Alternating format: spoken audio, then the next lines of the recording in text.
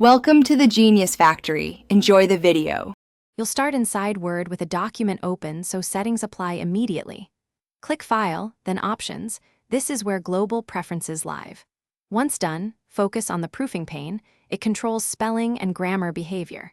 Make sure to keep Word running while you change options so settings save correctly. Don't skip checking whether you're adjusting for this document or all documents. The change in options affects global behavior by default, which is usually what you want. Next, in proofing, uncheck boxes labeled Check Grammar with spelling and mark grammar errors as you type. This stops automatic checks.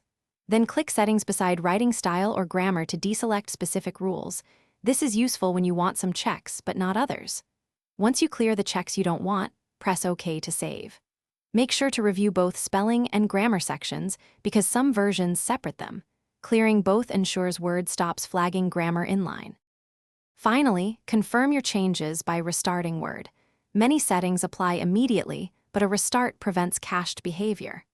If red or blue underlines persist, check Review Language to ensure the correct proofing language is selected and verify that proofing is enabled for that language. If problems continue, use Review Editor to run a manual check and then choose Ignore or Set Exceptions. One key troubleshooting tip: reset to default options, then reapply the specific grammar boxes if unexpected behavior remains. Thanks for watching. If you found this helpful, don't forget to like and subscribe.